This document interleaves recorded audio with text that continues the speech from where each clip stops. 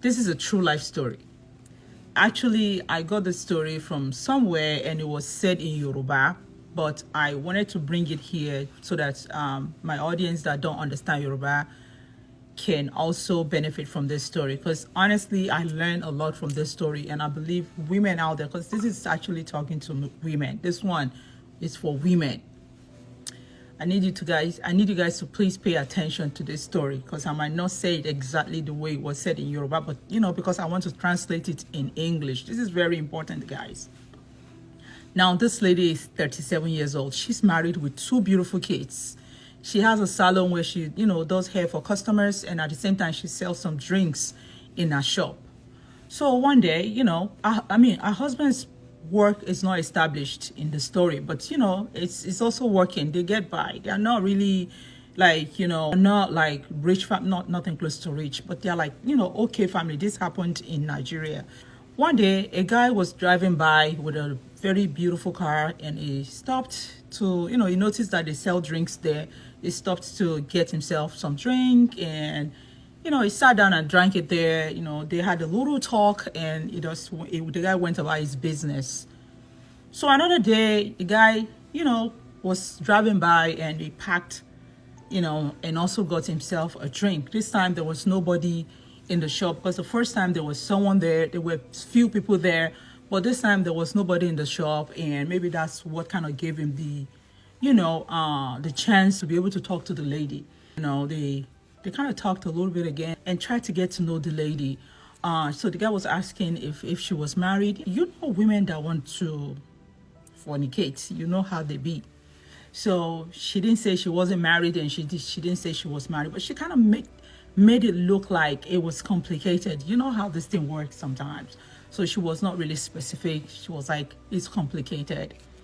So, they exchanged numbers, and they started talking. By and by, they started dating. And this lady was enjoying it. The guy was, spending all kinds of money on her. The guy would give her money to enhance our shop. Our shop became very big, and our business started to flourish.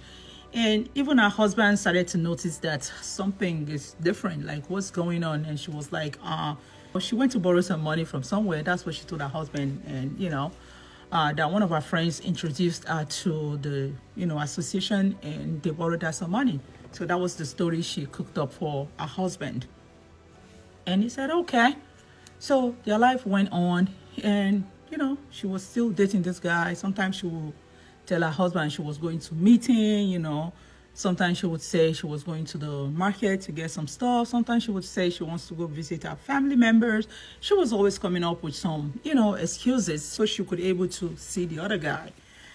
And at this time, so this other guy kind of know that she's married, but maybe her and her husband, maybe the lady and her husband are not really in good terms or something, but they still live together. It happens in every marriage. Sometimes you have your ups and downs in your marriage. They continue with their love life, and one day, eventually, the lady got pregnant. She got pregnant by the new guy. Don't ask me how was she able to know it's the new guy's pregnancy. I mean, that's what was established. So I don't know. Maybe she wasn't sleeping with the husband or something. I don't know. But she knew she was pregnant by the new guy. And then she told him that, oh, I'm pregnant. And the guy was like, no, you are married. You're married. You still have kids. This doesn't make sense. Of course, you know what to do. And she was like, no. In our family, they don't get rid of pregnancy. Anything can happen. The guy insisted, said, no, I'm not, I'm married too, and I'm not about to take a second wife. But it was like, oh, you told me you wouldn't mind to take me as a second wife. He said, I don't remember when I said that, and if I said that, I probably was just carried away by your love. Like, I'm married, I don't intend to take a second wife. And this lady insisted she was going to leave the marriage. The guy also insisted that, no, the pregnancy needs to be taken out.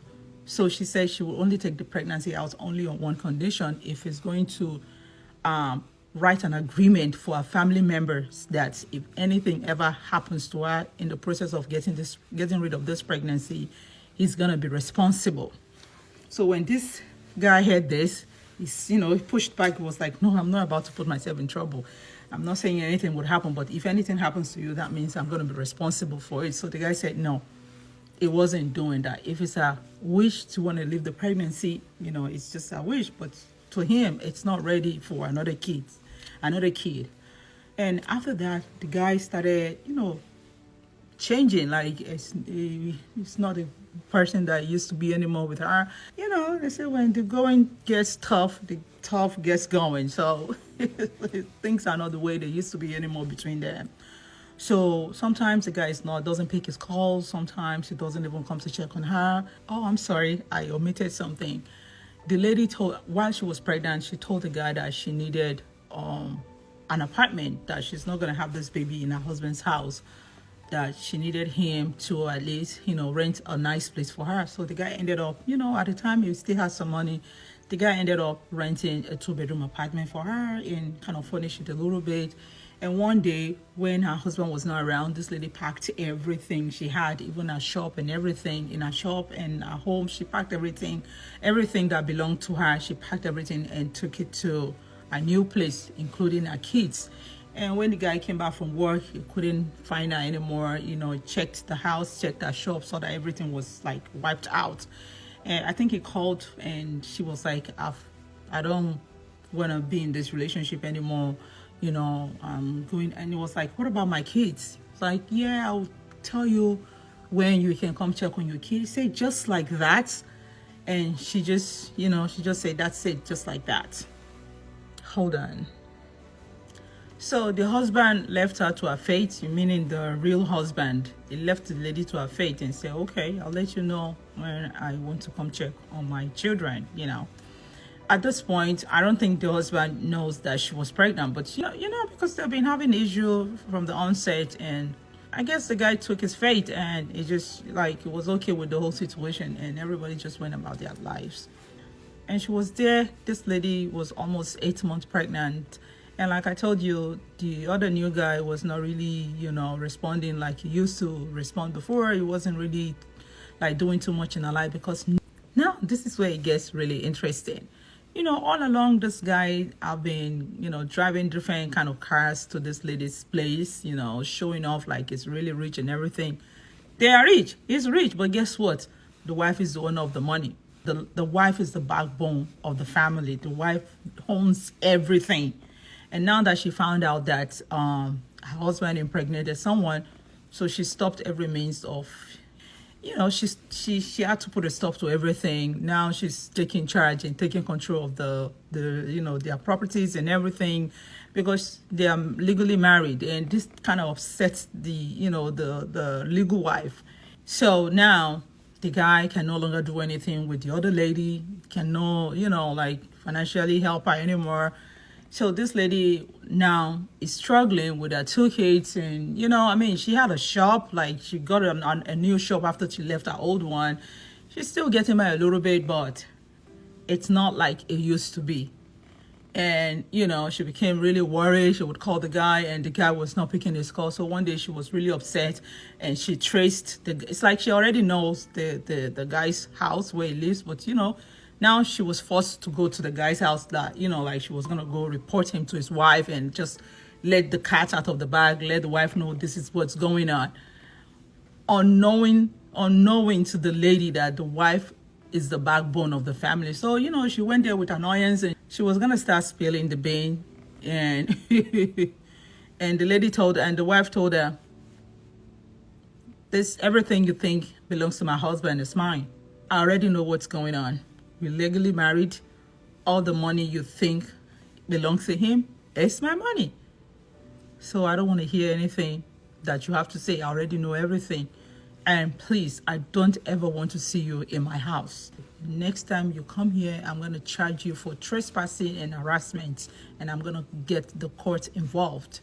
So she said that, and that was it. And this lady was done here because, somebody told you they were going to get you arrested for all these charges. It's not an easy thing, and it's true, she could do that. So now she's in a dilemma. There's nothing she can do. It happened, and the lady took her fate, but she already knows she made a mistake, right? And she can't go back to her husband because now she's 8 months pregnant.